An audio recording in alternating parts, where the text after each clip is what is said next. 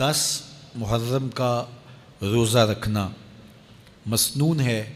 ساتھ 11 کا یا 9 کا شامل کر لیا جائے۔ حضور جب تشریف لائے مدینہ المنورہ میں تو حضور نے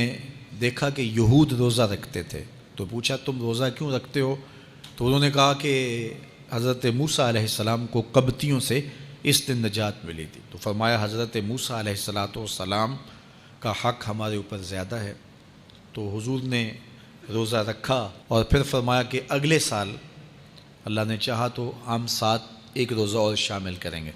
تاکہ ان سے مشابہت نہ ہو جائے۔ عددی مشابہت سے بھی بچنے کے لیے حضور نے کہا کہ ہم 2 رکھیں گے۔ تو روزہ اگر عاشورے کا رکھنا چاہیں تو اس کے لیے سنت یہ ہے کہ ساتھ یا 9 کا شامل کریں یا 11 کا شامل کریں۔ تو جو افضل ترین روزے ہیں ان میں سے عاشورے کے روزوں کا بھی شمار ہوتا ہے۔ تو اگر ممکن ہو تو جن کو اللہ نے صحت عطا کی ہے، تو آج کل اتنی شدت کی گرمی بھی باقی نہیں رہی، تو وہ یہ روزے رکھیں، ذکر و فکر کے اندر ان ایام کو گزاریں، اپنے والدین کی قبروں پر، اعزاء و اقرباء کی قبروں پر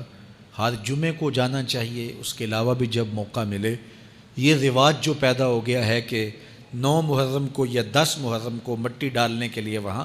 قبرستان میں جایا جاتا ہے، یہ 8 10 15 سال سے شروع ہوا ہے،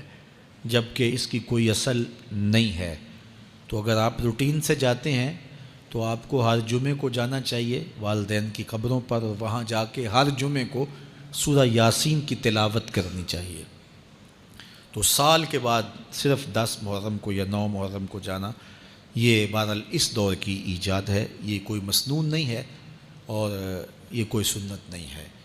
تو روٹین سے اگر کوئی جانے والا ہے تو چلا جاتا ہے تو کوئی حرج نہیں ہے۔ تو باقی یہ بڑے اشرف ایام ہیں، بابرکت ایام ہیں، اور ان کو بہت ساری نسبتیں حاصل ہیں۔ حضرت امام حسین رضی اللہ تعالی عنہ کی شہادت کے ساتھ یوم عاشور کو نسبت حاصل ہے، اور اس کے علاوہ بھی بہت سارے عالی مرتبت جو ہے وہ ہستیوں کے وصال کا دن بھی ہے، اور بہت سارے واقعات اس دن جو ہے وہ روح پذیر ہوئے ہیں۔ تو یہ اس لحاظ سے بہت ہی بابرکت اور جو ہے وہ مبارک یوم ہے۔ تو اس دن کو ذکر و فکر میں، عبادات میں بسر کیجئے گا، اور اپنی زندگی کی ایک ایک ساعت کو اللہ اور اس کے رسول کے نام پر لگا دینے کے جذبوں سے سرشار ہو کے زندگی گزاریے گا۔ حضرت امام پاک انہوں نے اپنی زندگی دین کے لیے قربان کر دی، تو یہ 10 محرم ہمیں سبق دیتا ہے، اور ہم اس دن عہد کرتے ہیں اگر انہوں نے اپنے بچے بھی قربان کر دیے اور اپنی اولادیں بھی بھوک اور پیاس میں قربان کر دیں، تو ہم بھی یہ عزم کریں اس دن کہ ہم اپنی ساری زندگی حضور کے نام لگائیں گے، حضور کے دین کے نام لگائیں گے۔